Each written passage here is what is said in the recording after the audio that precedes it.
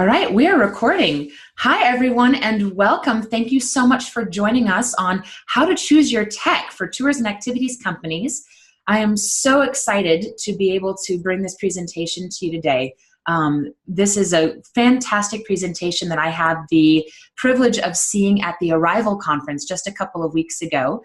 And I went to Todd and Christian, who did that presentation at Arrival, and said, hey, this is some amazing information that I would love to help get out to the rest of our community who maybe isn't here with us at Arrival. Can we record this and get it up on YouTube for free so that people can see this? Now, before we dive in, I want to do a little bit of an introduction. Da-da-da-da. There we go. And hopefully everyone can see my screen. Hi, everyone. I'm Ingrid Edstrom. I am the Priestess of Profits at Polymath LLC. Yes, that is my actual title. I love spreading the word of healthy business, and you can find my business Polymath on YouTube and other places, doing everything from hoity-toity webinars for other accounting professionals to how-to business videos with puppets. Yes, that's right, I said puppets. We've got a great YouTube channel called Ask a Bookkeeper, where we're working to build for small business something like what Bill Nye does for science, taking the big intimidating ideas that scare people off and make them more approachable and fun. And it's because of our love for helping others that we've been getting some pretty amazing recognition in the world of accounting. You can see that CPA Practice Advisor Magazine is recognizing me as one of the top 40 under 40 and one of the most powerful women in the accounting profession, despite the fact that I am not a CPA. I am a self-educated bookkeeping professional that teaches other accounting professionals how to have more fun. And that's also the main reason why my firm has been recognized as an Intuit Firm of the Future and is featured in the book, The World's Most Inspiring Accountants. It's pretty cool and a little weird. My business partner, Vanessa, and I are total nerds that actually love accounting. We also love travel. So those two things are like chocolate and peanut butter to us.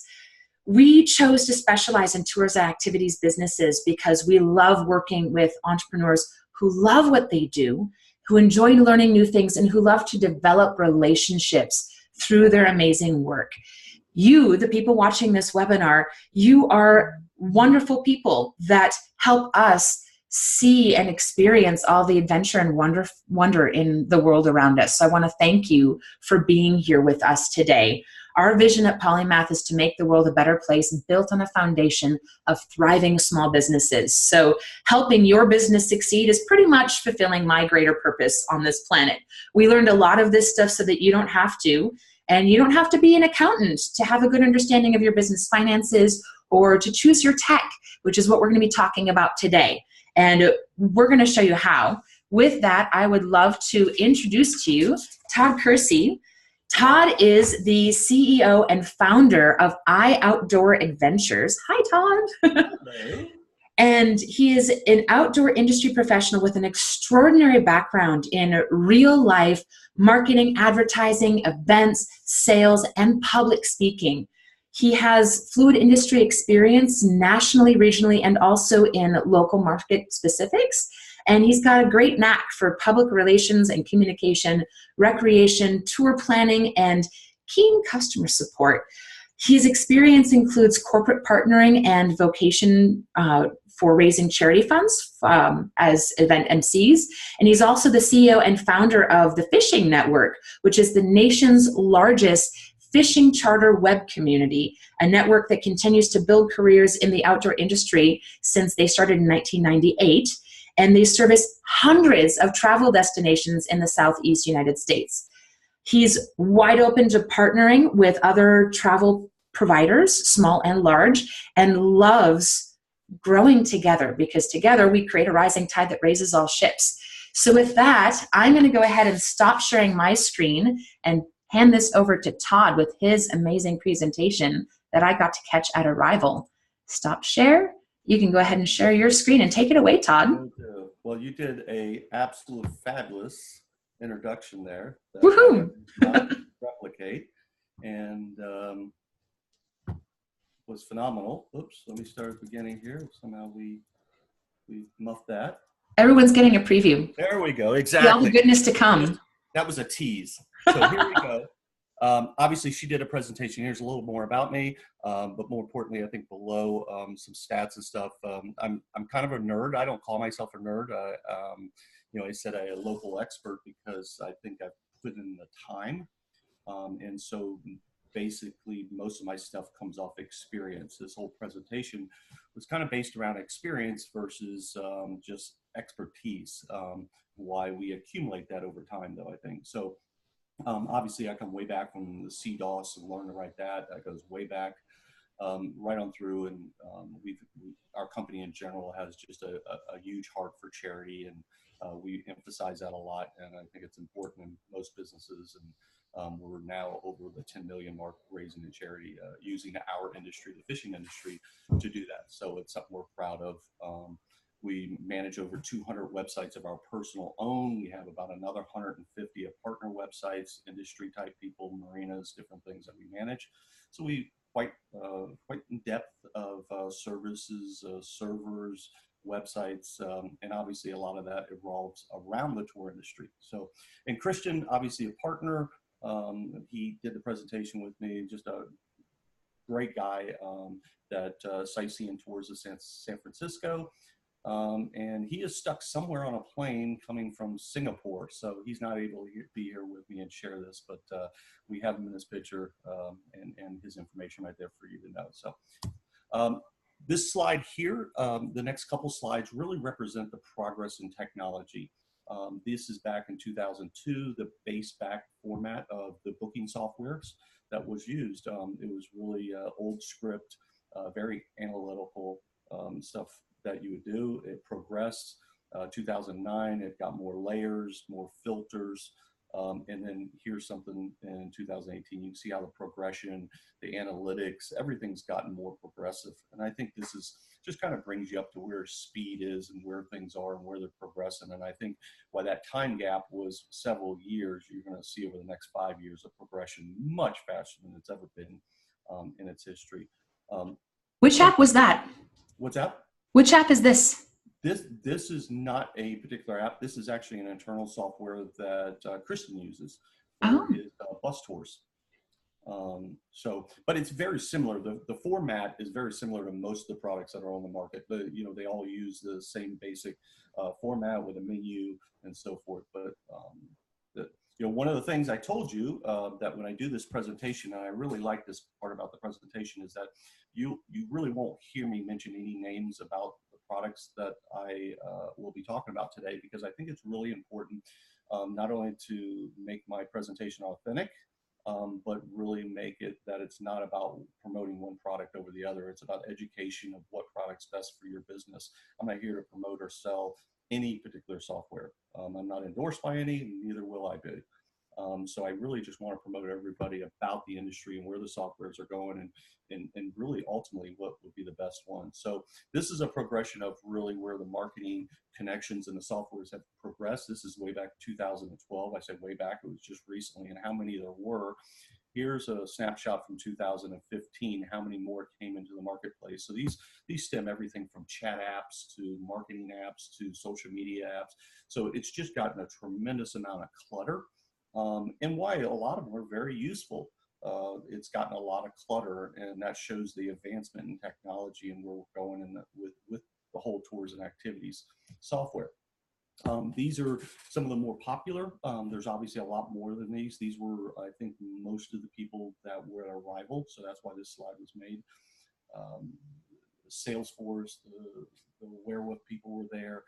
Obviously in the center is all your booking platforms that have done Booking, which was acquired by TripAdvisor, Fair Harbor acquired by Booking.com, ResD, Checkfront, all of them, all real popular systems and all great systems, all systems that have a great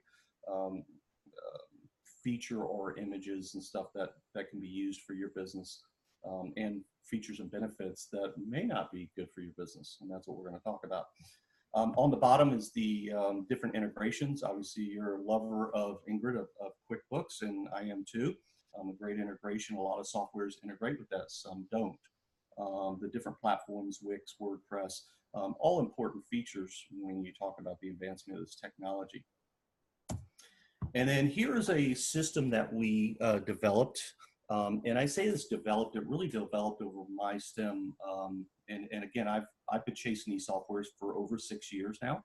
And what I realized is that as I wanted to go onto the tech side and develop our websites to be able to have online booking and then also API access and all these different things that you may not understand yet, I needed to go through a learning phase. And I realized that I did go through quite a learning phase that I needed to document because it was incredible. It was many nights of wanting to pull out my hair, And so from that aspect, we kind of developed this little system here, which was to develop a couple demos. So if you're familiar with booking softwares, I think step one, you can kind of skip over. If you're not, and it's something that you want to go to, it's not a process that you'll want to skip. And the reason I say you want to do a couple of software demo systems is because you want to start to understand the languages. They're going to talk about conversion, website conversion. They're going to talk about integrations and mobile access and resource management and some of these terms that you might not be familiar with. And it's going to sound great. And I promise you, the people that are going to be calling you, they're salespeople, right? They're here to sell you something. Don't be fooled by that. While they're interested in your business, they're here to sell. And that's not always the best thing for you. I always reference it, and I did at Arrival, of almost searching for a car dealer. You go down and you get a car and you go to the first dealership and you think that's the right thing. They sell you hard. You go from the Chevy dealer to the Ford dealer to the Honda dealer, and all of a sudden now your education starts to evolve and you start to realize that one has more features than the others for the same price and the same monthly payment. And it's an education process, and that's exactly what this system is right here that you're looking at. It's an education process for these software companies for your business, because ultimately that's what it's about. So then you go to the audit phase, which allows you then to create this list, which we'll talk about later, of what's best or what's most valuable for your business, because every business is different. If you have a kayak business, you have a walking tour, you have a haunted mansion tour, a foodie tour, they all have different requirements. You may have groups, you may have individuals, you may have limitations on how many, on your resources. So these are all valuable items that not all softwares are created quite equally. And I think it's important that you find the one that is best for you. And then you go to those, you would then now evolve into more demos, which would allow you to really go out there and see all the other options that are out there.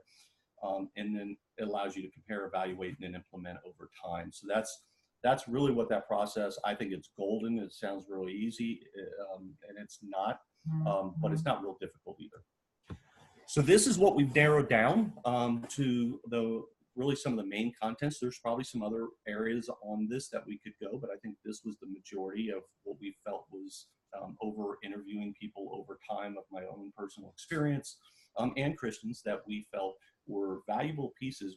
Right before Arrival, we actually went out and interviewed every one of the booking software companies again. I was very aware of a lot of them, but Christian, his group went through them, and these are the topics that we pulled out of it that we felt was fitting for tour operators all across the world that had bullet point items. Some people, each item might be different. I think resource management was at the top of our list. Why that even sounds foreign to a lot of tour operators. I've talked to many tour operators that topic doesn't really resonate.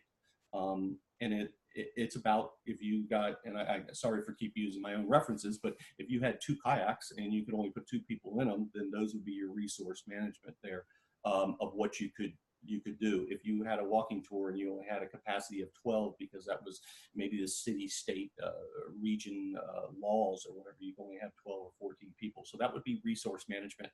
Well, it sounds really easy, and it is, right? It's simplistic. We just talked about it. Can the software that you're looking at actually set up your tour properly to manage those resources? And they're all a little different. So it's very important to do that. And I'll just buzz through some of these. If anybody wants to jump in and chat, please ask me about any bullet point. It doesn't have to be in any certain order. There's a lot of good stuff here. Maybe there's one, but I will make a little valuable comment about kind of as I go through them, and we can go from there. Calendar and scheduling, I put that up there. Most all systems have a calendar. When you're going to open it up on your base page, you're going to have a calendar system, which basically shows your tours that you have booked and what you. What I mean by that, scheduling things really becomes difficult if you have, again, if I reference the 2 kayaks, or you have 3 or 4 walking tours in one day. Say you have one at 9 a.m., 11 a.m., 1 a.m., 1 p.m., 3 p.m., and then again at 5 p.m. When you're looking at your calendar in that booking software, can you see all those tours and what the resources available are? Or do you have to do a deep dive into the software to be able to find out that you have 2 people left on it? So the calendar system, when we talk about that, obviously they should have a calendar system. I think most all of them competing today do. But are you able to look at it in reference to your resources and what you need to look at when you're on the phone, or if somebody's emailing in or booking?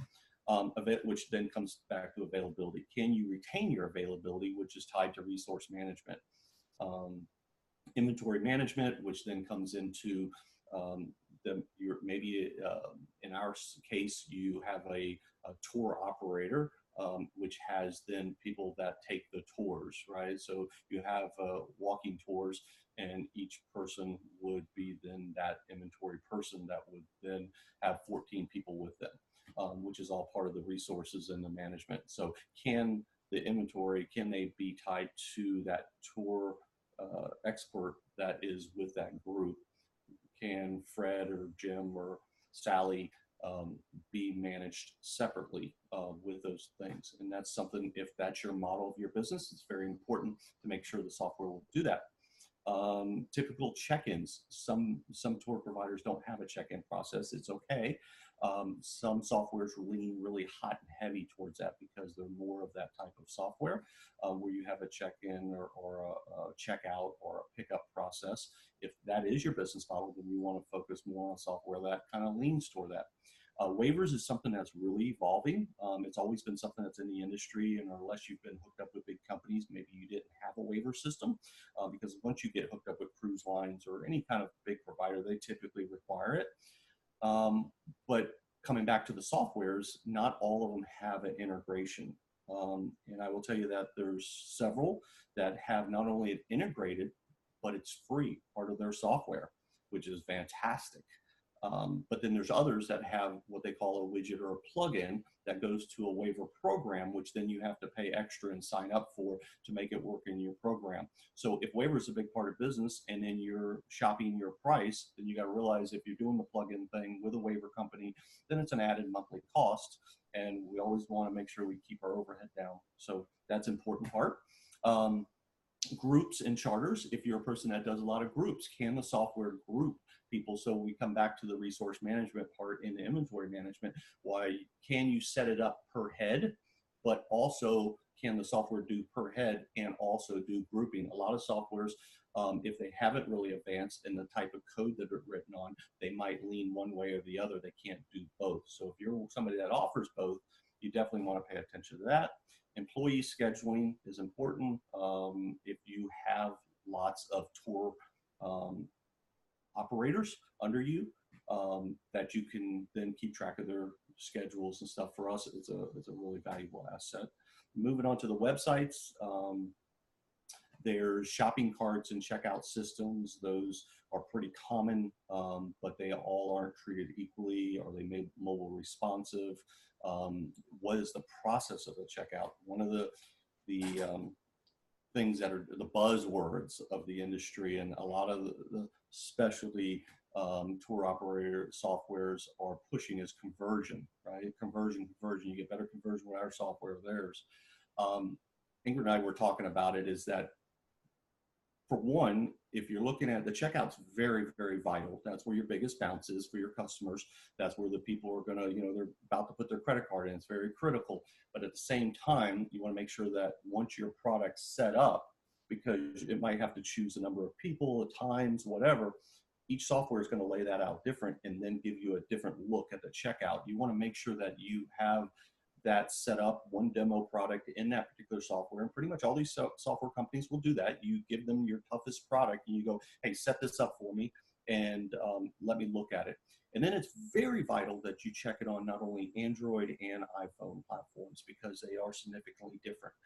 I know one right now that's got a big issue with iPhone where you hit the check and you bounce down and then it bounces you all the way up to the top of the screen and you got to scroll back down. If I was somebody booking, I would bounce right there, most likely go to another platform. So you want to look at those because as Android and iPhone update, then it's critical that that card will do that. Make sure that analytics, it's a critical part. I just ran into one with us. And by the way, I use 4 different systems and I won't tell you why, but that's given me a lot of experience and insight into these systems. But we do have one right now that has Google Analytics. It's quite common that most of them have that, but it also has the old encoding. Now they have a new thing, it's called a G-tag. G-tag really allows you to track deep down every step. It also allows you to track not only your conversion, but the value of that conversion and then the price related to it and all that. So now you can track profits and all that stuff through your analytics. But if you don't have that proper tag, you can't do that.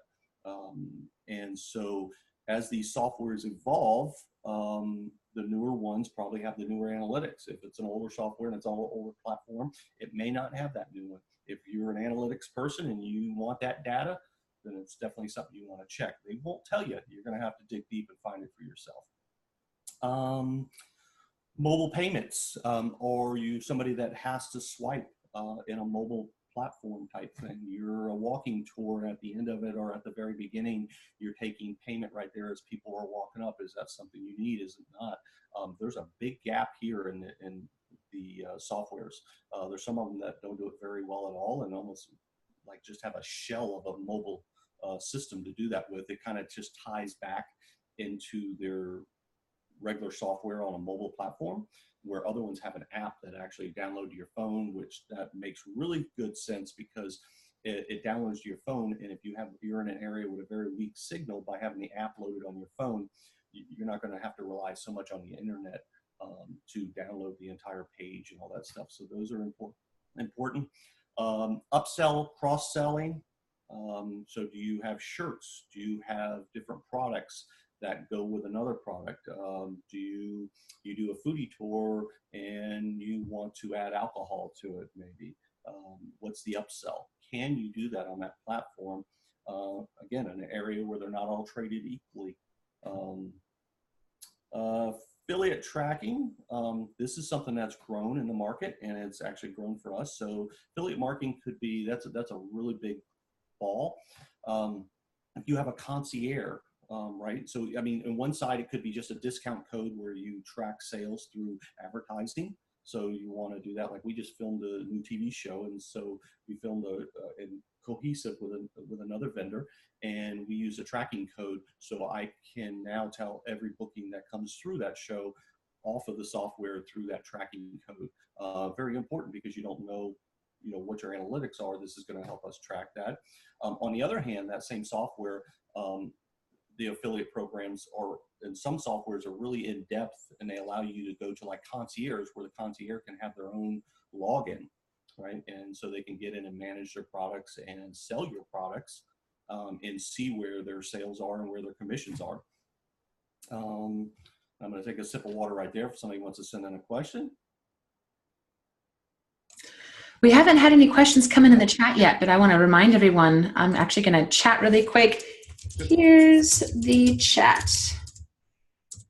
And that way people can find it if they want to pop in with questions. Feel free to chat us your questions. So I'll go to another one that's dear to my heart, the branding.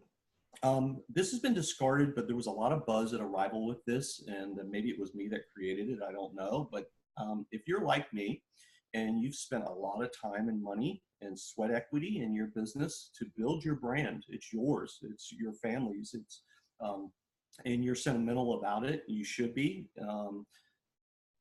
These companies are taking, not only are you having to pay them for their software, in many cases they're taking a very heavy chunk of commission, but then they have the gall at the end to put a big logo on your website all during the checkout and the booking process. What I will let you know about it is that it is defendable. I think the software companies are coming around to this, that, as more people argued about it. I would tell you that if they're wanting your business and you tell them it's a deal breaker, I don't want your logo on there. I've seen different responses. I will tell you that there's also companies out of those that I showed you that you have the option with no extra cost of getting it with a logo or without a logo. And if you like their software and you want to show their logo and you don't find that intrusive, then obviously leave it there. On the other hand, you're saving them marketing dollars is really what you're doing. So are they paying us or are we paying them? In my experience, we're paying them. So there's no free marketing. I haven't found it yet anyways. So the branding is very important. And I say their branding, right? On our websites, on our real estate. So I think there's also some companies that we deal with that have it where you, at the entry level, their brand is on there, but at the next level, if you go to it, then you have the option of taking their branding off. So everybody has a little differently. I always love to make this one oblivious because nobody will talk about it, right? It's one of those things that a software company does. They squeal when they hear about it, right? Because they want that free advertising. And I find it very intrusive. I've worked very hard to build my brand. So it is a interesting topic there. But I'll leave it at that. You do have a choice there, and I think it is something. And I think now that I made you aware of it, you go through competitors' websites or other type people in the industry as they give you examples, and you will, as you go through the checkout process, you'll start to see it really, really bold. So let's move on to communication. Enough about branding. Obviously, can the system tie into your phone system?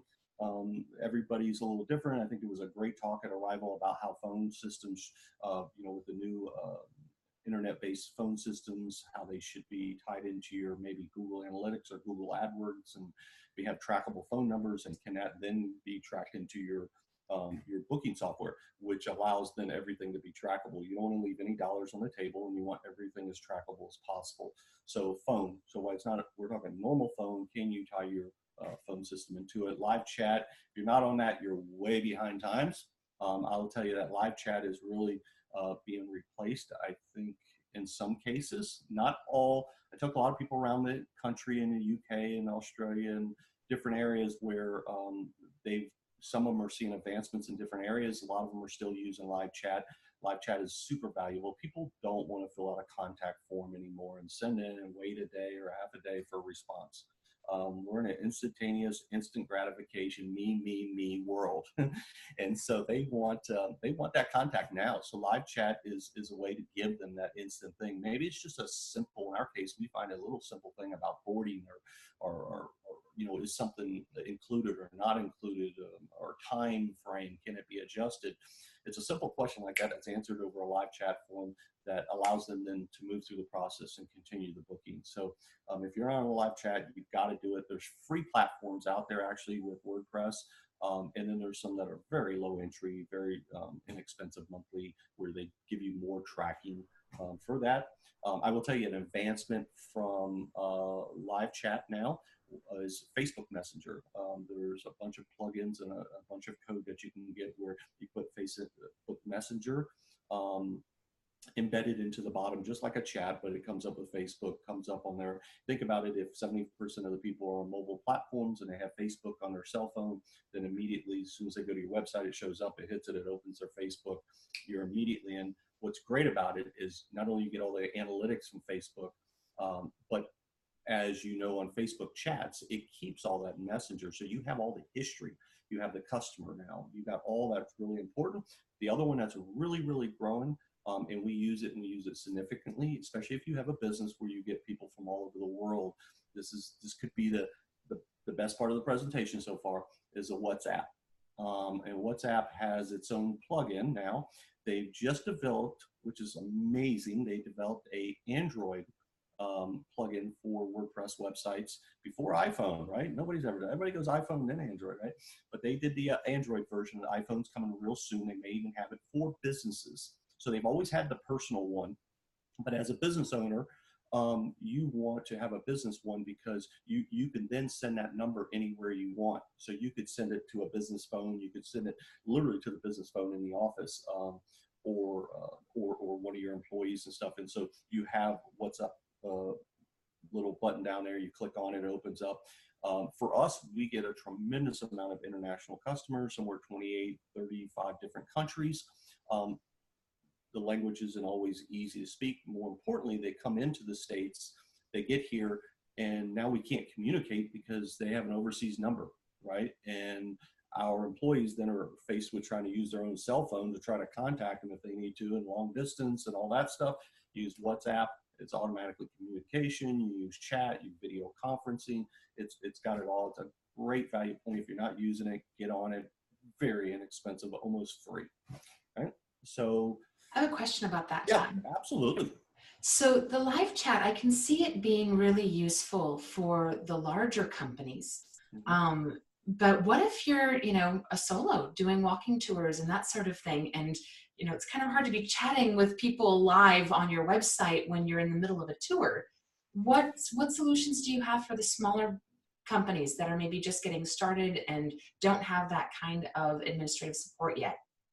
Sure. So I think Messenger would probably be better than live chat in this sense, is that Messenger, when you're live chat, just the fact that it's live chat kind of is giving them the representation that somebody should be there and answering me. Where Messenger is kind of more acceptable that they get back to you in a half hour or something like that. It's okay. The message is still there as soon as you then get back. With Messenger, you can also set up an automated message, right? So what you do is you set up an automated, I'm on a tour right now. I will get back to you as soon as possible. Thanks for contacting us, right? And it'll hit them. Now, again, all those, whether it's live chat or Messenger, you have it on your phone. Okay, well, you don't want to engage with them because you're on a tour right now, but as soon as that tour ends or there's a break or they're stopping for a drink or something, you can see it. It'll pop on your phone like a regular message, and you're able to engage with that person. It's going to get you more sales, and it's good. More importantly, it's going to keep them from bouncing. What I realized about bounce, which is one of the most critical part in the advancement of everything, and bounce is where a customer goes on the internet, right? Let's just say conventionally they go to Google, they search, and then they go to your website. Now they have to fill out a contact form, or they can't get a hold of you. Then they go back to search and they start going down, right? And where as soon as somebody can engage, even if they're not getting an instant response, once they've engaged, it kind of stops their motion from going to somebody else. So that's really the critical part, I think, is giving them something that they can engage and say, okay, I have it right here, and then go back to it. Okay? Fantastic, thank you. Yeah. Frequent knowledge base, frequent asked questions is something that everybody takes for granted, but I think going back to all the messaging stuff, we accumulate all these messages, right? So we have live chat, we have the Messenger, WhatsApp, all that. We take those questions, and what you find real quickly that similar messages keep, and you see repetition, right? Of can we bring luggage on the boat, right? Maybe they're checking out and they want to, if you see that 2 or 3 times, then that needs to go into your frequent asked questions. And then can you tie your frequent asked questions into your software, booking software? Do they have a system where the two can integrate so people can see that as they're booking that unit? So that's why we put this on here. It's important. So you accumulate your frequent asked questions by what people constantly tell you on the phone, or what you accumulate over these chat systems, and they will form the right questions for you. Let me move on for lack of time to our distribution. So distribution, direct marketing. So SMS, which is text messaging, email systems. Do they have an integration with Mailchimp? Do they that kind of thing? More importantly, do they have we use quite a bit. One of our systems has the SMS feature. So, if you're not aware of this, SMS is like 90% response rate versus if you use email. Email gets buried, people on vacation. The response rate is getting less and less because we're constantly bombarded by that many more emails. So we don't take them as important as we used to. Where SMS is still it's like if you get a message, you always look at it, you always open it. So we send follow-ups using SMS, and that's through the booking software, which then keeps records. So as you go to that person's booking, you see the entire engagement you've had with that customer. Point of sale, skip over, channel manager. allows different channels for the software. So this comes back kind of concierge, it comes back to OTAs, it comes back to do you have a channel where you can connect with others? It might be other tour operators, or it could be hotel concierge, any one of those things. Is there some kind of channel that you can do that, or a function within that software to do it? The APIs for the OTAs is probably one of the most popular things, obviously, on the market. I will tell you that not all the softwares have the integrations, and that's something to look at if you're going down that path. You want to make sure, obviously, they have all the ones that are appropriate, right? Like, so Booking.com, for an example, is on an island by itself, because they acquired one of the booking softwares, and so they kind of are staying with them. So it's hard to connect with them unless you use their software. I want to take a moment to explain those acronyms. For those who aren't familiar with API and OTA, API stands for Application Programming Interface, and it's the way that programs talk to each other. So in the background of a piece of computer software, it can make it so that the data from one piece of software can import or export data with another piece of software. And OTA, those are online travel agencies. So like Todd was just mentioning, Booking.com, there's also TripAdvisor, Viator, and there's some new online travel agencies coming out with Google. And having your booking software be able to integrate directly with those online travel agencies so that you don't have bookings coming from different places that you then have to manually put into a single system. It all happens for you. So if somebody books a trip with your company on Booking.com, that integration will put that trip into your booking software. You don't have to plug those numbers in later. Yes. Not only does it put it in, but it actually takes it out of your inventory and everything, right? So as it sells a seat, it takes out. So it's kind of an integration management. It's basically just a direct connection with your software. So API is a fancy word and a lot of technology, but basically it's just a connection that as soon as one product's sold here by one of those big vendors, it pulls it out over here. So everybody has a live feed. So they aren't selling products that you don't have availability, and you're not giving them products availability that you don't want them to sell. That's what that connection is. In layman terms, but you did it much better. Rate configurations. Rate is something we struggled with. Rate would be your rate, right? So of your tour. This has to do with a couple things, really, if we talk about rates, because we could talk about rates of OTAs and other people that you might deal with. What like percentage are you willing to give up, and how do you manage that? But there's also the rate within the softwares of your tours, right? So are you sold per head? Are they sold per group? Is there a variation in the price? So some people charge, let's just take a price of $25 for the first person, 23 for the second one, 20 for the third one. So as the volume increases, the price goes down, or vice versa. If you take the model like the hotel industry has, where as inventory goes down, or it's a holiday, they raise the pricing, right? So are you able to do that with the software and get that kind of whatever's best for your business? Like you may have that model, or you may not. It may be a valuable model that you want to grow into, right? To add more profits to your business. If you get involved in a software that doesn't have it, how are you going to accomplish that later on if it's something that's kind of on your list of things you want to go to? So it's important to make sure you've checked that ahead of time. Anything else in that box I should cover? I think we've done good. I think we must be doing good so far. There's no questions in the chat yet. Great. Okay, well, I'm keeping them occupied. They're probably too busy writing stuff down. That's what it is. So content management. Content management is really based off these new type of softwares. So it's everything from your integration of your website to the software. It's also the content that you put on the softwares themselves. So whatever your booking software is, how will it manage it all? Does it hold the photos? Does it hold the descriptions? All that. And at the same time, from a marketing standpoint, is that information put on your website, or is it actually put on their platform, right? So there's a lot of value in both of those. So content management is all about where your content is and how it's going to be managed. And that's a topic I could go in for lengthy, and I won't go to it. But if you just Google content management, or kind of start researching that, or ask them when you're talking to the software companies, hey, how about content management? How is it developed?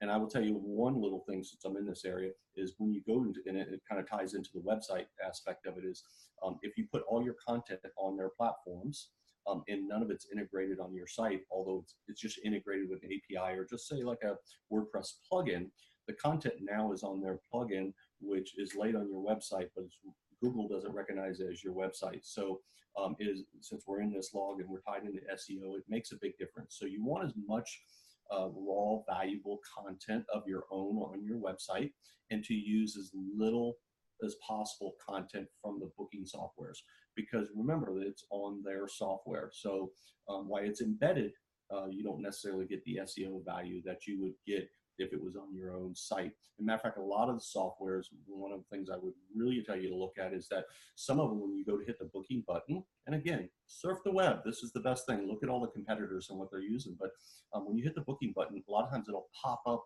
and go to another browser window or another window, and if you read the URL across the top of the screen, it actually goes to the booking software / then your name of your company and so forth. And so right there, they've now taken your customer, went over to their software, and it not only does it hurt your conversion for that customer, but it also takes any possible SEO or value right there away from your business. So I know why they don't like me to say that. I think it's very important to keep everybody on. You've paid a lot of money and you worked very hard to drive people to your website. Keep them on your website and on your URL. So there's many of them that have pop-ups where you stay right in the same URL, and while you're on the pop-up, and that pop-up is coming from their software, the URL doesn't change and the process is seamless. So you want to make sure that you kind of look at that, and you'll see what I mean as you go through and you trial some. You'll notice a lot of this stuff. That is some great feedback. And I want to once again just make sure to explain some of the alphabet soup on the screen. SEO stands for search engine optimization, and SEM stands for search engine marketing. So Todd, from what you're saying, it sounds like it's important to ensure that when you've got a booking application that integrates with your website, that integration keeps people within the domain of the website, doesn't pull them over to another domain, so that the marketing remains on their website. Is that correct? Absolutely. Yeah. And that there's also things that they can do on the back end of their website to ensure that any search terms are leading people directly toward their site and not toward the booking app site. Exactly. Yeah. And I know that sounds a little complicated, and it is for a lot of people. When you start talking, I mean, just the fact of bringing up SEO and SEM, it gets people all antsy because, it's nerdy. Not everybody should know this. But I think simplistic wise, if you just go to a website, somebody else's, and you click the booking button and it opens up on another page, and you look at the URL up at the top of your browser and it says whatever the booking site is and then your name, and then it goes on this, then you're not doing it right. So it should stay on your website, and if not, then find out why it's not. That's a real simple way of looking at it, I think. And then you can learn the tech later. Languages, if we skip down that far, the marketing, that's a whole nother. So SEM marketing is, God, that's a topic in itself. It's can the software market seamlessly with your website and help you market your tours, again, without diverting to their software and driving traffic to your website. That's really as simplistic as I can make it, because it's a difficult topic that we probably don't have enough time for, but it's a very important topic. Really, you can't do a lot about it. I think if you just look at the basic thing of here that I'm talking about in this area, is that you keep people on your website. And if you do that, then you're going to fix most of these items that are on this list under marketing. And everything from image storage, all that kind of stuff, you're going to keep. Like we host all the images on our website, for example. So if I bounce back up to that, why do we do that? If you go to Google and you search images, it's going to come up with your images. If you tag them right and you put in the right, the name of the image and all that stuff, they will come up. And a lot of people search by images. If they're on the tour provider software, they don't necessarily get the same response and don't necessarily change the same. And then, if you happen to change, well, what's going to happen to that image?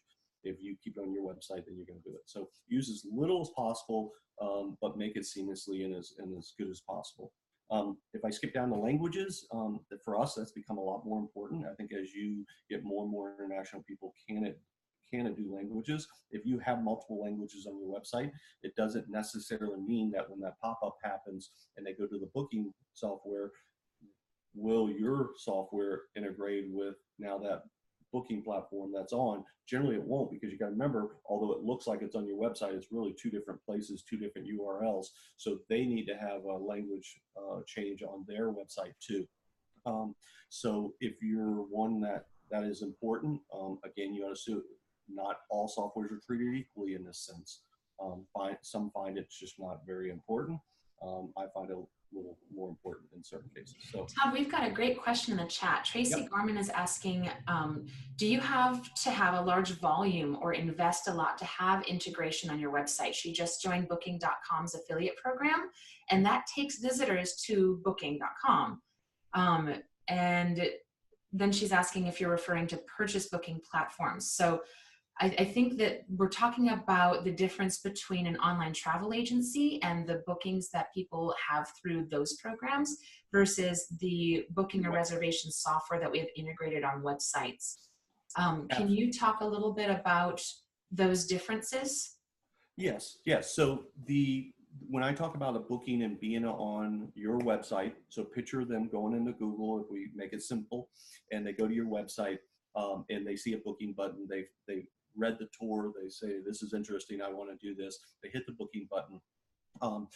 That is all part of your booking software that you're going to go to or find that's going to best suit your business. When you go into that, that's going to stay on your booking platform. It has nothing to do with an OTA or your booking.coms or anything like that. So that's always going to do it. When you reference switching over to booking.com, you shouldn't really have that integrated on your website. That's a separate product. So your products that's built in the software will be fed through what we talked about, that API, to booking.com. But booking.com, just like Expedia, just like TripAdvisor, they build their own profiles, their own description of your product. You most likely have to go in there and edit that and do that, but it's going to be on their platform. Why? Because just what I said before is they want the SEO. What many people complain about with the OTAs is that they build up such great SEO is that your product on their platform ends up showing up above your platform, right? And you're paying them a percentage, and now you're losing off on that natural SEO. So not to get diverted, but that's the difference. So whenever you give them a product, it's always going to go through their cart and always go through their product. They're going to collect all the money, and whatever the contract is with them that you have, they're going to take the percentage, they're going to send you a check on whatever that agreement is, whether it's 30 days or every week or whatever. And so those are two separates. The one I was talking about mostly with the SEO and all that is on your own website, the own integration of the booking software, nothing to do with the OTAs. So did that explain it? She said it's actually for hotels versus her tours. So that's really interesting. Tracy, I'm not sure. So it's the hotels that you're competing with, or you're booking hotels for your tours? Oh, she says thanks. So it looks like maybe we answered the question. Okay. Yeah, hotels is really a whole separate deal, right? I think the whole industry in the OTAs is, and I won't go too far into this, but I think there's right now there's two separations. All the companies have the tours over here and the hotel industry over here. I think what everybody's racing to as far as the OTAs is to try to integrate that. The technology is not there yet. They're working extremely hard on it. And I think you're going to see that really evolve over the next 2 years or so. But that's where that's going. Well, Todd, I'm really excited about the next chunk, and we've got just 12 minutes left in our presentation, and you saved the best for last, because really it's all about the accounting, right? Yeah, well, there you go. So accounting is important, right? So when we start summarizing this thing is you do all this work in these first 4 or 5 blocks, and then it really comes down to the numbers, right? It's always about the numbers. I mean, obviously good customer service experiences, let's assume you're doing all that right. Then at the end, it comes down to the numbers, and having a platform that will give you those numbers.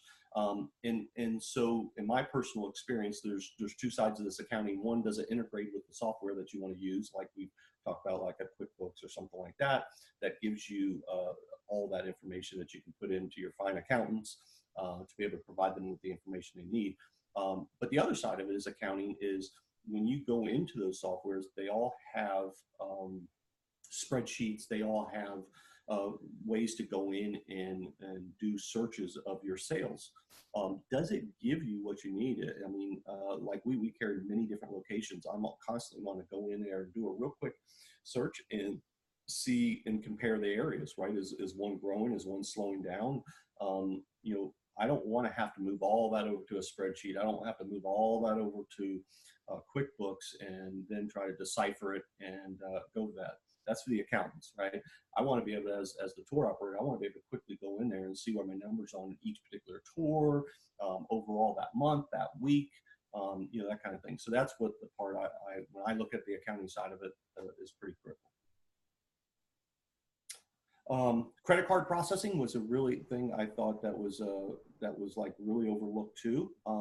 Some of you, if you've been around for a long time and you've probably negotiated great credit card fees. If you don't, you should. I mean, every year you should be renegotiating those probably. And you can with many companies. If you don't know that, you can go back once you start doing sales, you can go back and beat them down a little bit and try to negotiate better things. But there's lots of different ones. There's the more popular Squares and all that stuff that plug in. What I would tell you, in our case, we had negotiated for many years. We've been around for 19 plus years. So it was really important that we took our provider and brought it over, and it was able to integrate into the software. Not all softwares would allow us to do that. There's several popular ones on the market that have their own merchant. So you got to run your money through them, through their merchant. I'm not saying that's a bad thing or a good thing. I just say you really need to look at the processing, because that's a big part of your business. Coming back to accounting, if you just move that decimal one little spot on credit card processing fee, that's a tremendous amount of money that is in your bottom line as the owner of the tour, that's in your pocket. It's one of the areas that every year we search and try to save, because that is profit, right? On credit card processing. So you really want to look at that and find out the best possible deal. It's an easy area to be able to save the most amount of money. And not everybody, all the softwares, have that same options. Custom reporting, which is kind of what I talked about accounting. Can you get custom reportings and really report what you want? Reconciliation, cash integrations. So cash. So there's some of them that actually don't even allow you to take cash. And can you take it from the back end? We really didn't touch on that administration side. Is how well or what options do you have as an admin user, as a tour operator sitting right here typing on your software? Can you book? Do you get charged for those bookings? Do you not get charged? You're putting them in, you're doing them. Maybe it's somebody that's called in through the phone. Can you do that? Maybe somebody went out on a tour and handed you cash and you had to come back and record it somehow. Can you integrate? Can you put that into the system? Does it allow you, or are they forcing everything through the front end so they can get a commission? That's important, because if you add those up over a year span, that's quite a few tours, and a lot of difference in cash. Again, another tech thing is APIs. We talked about the APIs with OTAs. APIs, again, just keep it real simplistic. It's just a connection that ties you to something, to the other something, right? So it's just a connection. So can you connect with other softwares that you may need that are out there, like QuickBooks would be an API connection. I want to expand on that just a little bit, Todd. Yeah, please do. When it comes to all of the software, so booking and reservation applications for tourism activities companies essentially come down to, this is your point of sale system. In the same way that when you walk into a retail store, they need a way to ring up their customers. This is your way of ringing up your customers. It's all about being able to manage their reservation, know what it is you're selling to them, and track the money coming in. And that money that you're tracking that's coming in also needs to be reported effectively in your accounting software, also known as your general ledger. And several of these booking and reservation software applications will also claim to have a full accounting solution. I have yet to find one that actually does. They don't have a full general ledger system because they cannot produce a balance sheet report. Unless it's doing full double entry bookkeeping and can produce both a profit and loss and a balance sheet report for your business, it is not a general ledger system, and you also need an accounting platform. And this is really, really important both for tax purposes and also so that you can get the answers that you need to your questions to manage your business. All of this needs to flow through, and that's where the API integration comes in. You want to make sure that your booking software can talk to your accounting platform. Otherwise, you're going to be spending way too much time doing redundant data entry, first into your booking software, and then finding a way to get that data into your accounting software. And here Todd has mentioned Zapier. Zapier is a third-party program that can get two different programs to talk to each other if they don't already have a direct integration. And if they don't use Zapier, we at Polymath has some other options that we can use, that if you want to export it to a spreadsheet and then upload it into QuickBooks, we've got tools that can help facilitate that. The main thing is to save you time and energy and money on all of these processes. Make them as simple as possible and let the software do the heavy lifting. Because we're to a point now where not utilizing artificial intelligence is wasting your time. And you don't necessarily have to understand all the ins and outs of exactly what the software is doing to use it effectively. And you can get help with some of those things. So Todd, I love that you saved the administration, and particularly the accounting for last, because that's, in my world, the big shiny thing. That's the entire point of all of this, is to bring money into the business. Well, and know how much, right? Yeah. And one of the, another important API, like Zapier, is everybody does PPC ads, Google ads, right? So Google AdWords is one of those APIs too, that, right, Yeah. keep track of your marketing dollars and what's working and what's not. So anyways, that's the topics that we felt were really important. I think if you could focus, and you really don't need to touch on all these. I think it's a matter of finding the ones that are valuable to you, putting them on a list, which I'll go into here. Which summarizes this. So when I did this originally, we're talking 6-7 years ago, and a lot of these softwares weren't even around as they evolved. What I did is I created a basic spreadsheet. So this is not obviously formulated, but across the top, I wrote all the different companies that called me and were trying to sell us, or I went online and did Google searches of companies, and I went from, they're everywhere, right? Iceland to Australia to UK to the US, and you'd set up video conferences just like this, and they will pitch you on their software, and they'll set up examples for you and everything, and you go through the process. So I would set all their names across the top, and then off of the previous sheet, I would put all the valuable things that I were interested in, that I knew that I needed for my business on the left-hand side, resource calendars, waivers, I needed API because I had a certain couple plugins I really, really want to connect with. Did it have, could I take the branding off? Could it not? What's the cost? Hey, cost is a key one, right? Yeah, I mean, you can have all the features in the world, but am I paying for them? Am I using them? So the cost is relevant. And once you start putting in a spreadsheet like this, because I got to tell you, it's just like buying a car. A reference back is once you do the first one, you get all hyped and the adrenaline's kicking in and you're excited and wow, I got to check off the list. And then all of a sudden you realize, and there's two different ways you can do this. You can check it off. I did a 1 to 10 scale. So in a calendar view, it was good, but okay, a 7. And the waivers, it was a 10, man. Integrated and it was free. Right. And so I did a 1 to 10 on each thing. And as you went across and you interviewed 6 or 8 different companies, you soon started to realize which one was best for you. And that was a perfect segue. We have just a few minutes left, Todd, and I want to make sure that we get your contact information up here before we transition over to some ways to make this even easier for people. Will do. And I'll just end with the last thing. Exit strategy, nobody wants to talk about. Exit strategy is all about your software. People in Arrival, they were talking about this. How do you get out of this? And we don't, we're trying to talk the whole thing about getting you in it. How do you get it out? And I would tell you, it's pretty simple. Most of these softwares, they're going to allow you to join and build out. So you just keep one in play. You build out the other one, and then you seamlessly change. It's not much more difficult than that, but they want to make it feel like it's really, really challenging. So, if you do make a mistake and you get into one, or another one evolves, and a year later you're like, wow, that one's really killing it, you can switch. So exit strategy is a real thing, and you can do it. And here's my contact information. LinkedIn is a place I live and love the platform. So if you search my name on there, you'll find it. And I look forward to connecting with everybody. It's been a great information. I got a lot of content in this world. I love what we do. I love the business we're in. I love the industry we're in. And I think it's all about sharing. I think everything I've learned from people in the past. And so if I can continue to share that, then other people are going to be better. And we're all going to grow and make this tourism activities industry just better than ever. Fantastic. So with that, I'm going to take back the screen share. Absolutely. So I love that you ended on that slide with the table on how to choose software and looking at the features, because it's really important at this point to really start looking at moving to the cloud and recognizing that there are quite a few different options to choose from. There's actually over 150 different booking and reservation software applications for tours and activities companies to choose from. And we have better things to do with our time than to demo 150 different applications. So, and as I mentioned, there's different ways to get those applications to talk to each other.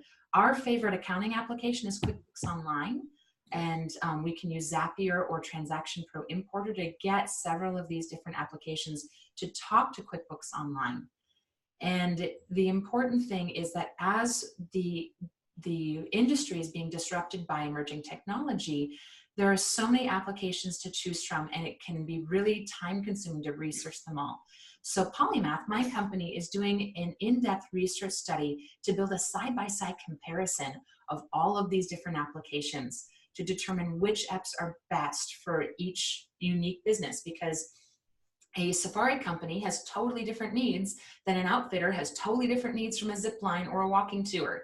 Absolutely. Each of those businesses has very unique needs, and knowing which features are important to you and being able to filter by those features so that you only have to look at the apps that are going to suit your needs to begin with, and then you can make your decision based upon who has the greatest customer service. So this is something that we are working on right now. And we know that the world is moving to the cloud. More people are booking online. We want to make sure that you have the internal workflows and data management so that the software is talking to each other and you don't have to do data entry into disparate systems, wasting time into data entry. We want you to have more time out on tour doing what you love. And a lot of tour entrepreneurs don't know where to start or what they're missing, which is why we offer this webinar today. And just keeping in mind that resisting this change won't make it stop. It's just going to leave you behind. You want to make sure that you do have a good website where people are able to book online, or you're going to lose those bookings to somebody who is taking bookings online. So these are things that we're looking at, like Todd mentioned, all these different features, rental management capability, lodging management, physical inventory. We have cataloged over 200 different features in these booking and software applications, and are making it so that we can compare side by side to see which ones do which, so that you can filter by the features that you know you want and need. And with that, you can find more information and get more support about that on our Facebook group. Many of you found out about this webinar from our Facebook group. If you didn't, please visit facebook.com/group/tour strategy, and we'll hold ongoing discussions and share resources about this. Participation in that group is totally free. Also, we will be posting other webinars so you can participate in live discussions about software and things like that when those time comes, and we'll be posting about that in the Facebook group. And please spread the word on Facebook, Twitter, Instagram. You can post about the Tour App Study. It's #TourAppStudy, and get more people involved. And if you have any questions, feel free to email us at polymath@polymath.com. I know we went over a lot of information today, so if there's only one thing that you take away from this entire presentation, is choose a booking software. If you need help in choosing a booking software, we know it's overwhelming. You don't have to do it alone. Ask for help in the Facebook group, and just make sure that whatever software you choose, it can integrate with your accounting software so that you're not doing redundant data entry in disparate systems. And with that, oh, hey, I had this slide in here twice apparently. So yeah, you can check us out at polymath.com, and we are just a couple minutes over, so feel free to stick around with any questions. You can post them in the chat, or you can raise your hand and we can make it so that you can actually talk to us. Thank you so much for joining us today. We're just working to make sure that you have the answers that you need to help your business thrive, creating a rising tide to raise all ships. And thank you so much, Todd, for joining us and sharing your fantastic presentation from Arrival with a wider community. Now we've got something that we can share with people online. Very much so. Well, and thank you for having me. It's been a pleasure, and I hope everybody gets a little something, like you said. If they get one thing from it, then it's all worthwhile. Absolutely right. So I'm taking a quick look. We do have a handful of participants still on here. If anyone wants to post in the chat, if you're currently using a booking software, I'd love to hear what you're using and if it's working for you. And if it's working for you, what kind of company you have. If you're walking tour, if you're domestic or international, and which software you're using and whether it's working.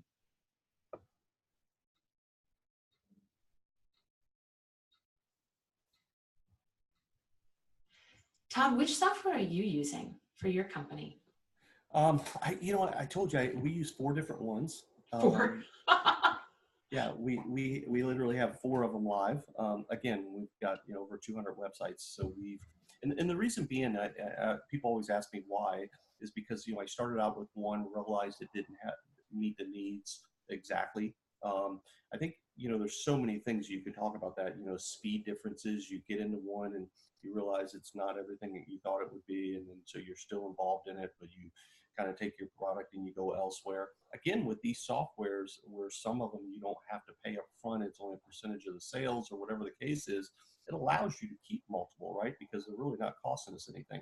It allows you to evolve and try different things, and maybe one shopping cart's working better than the other one, or vice versa. So we've got some integrations on some of them that we use that we don't use on other ones, but maybe because they don't have them available. So that's how we've ended up over the years with so many. I can see it over the years. We're going to slowly consolidate, and when we find one perfect one, then it may happen. Fantastic. Great. Well, with that, it looks like we don't have anybody posting questions in the chat, so I think we can go ahead and wrap up. Thanks again so much, Todd, for joining us, and I will get this link up on YouTube and we can share it on social media so that more people can catch it on the replay. And once again, if you have any additional questions, feel free to post those in the Tour Strategy Facebook group. We would love to help you find the software that's going to be the best fit for your business so that we can help your business thrive. Thanks so much and have a great day. Thank you, everyone. All right.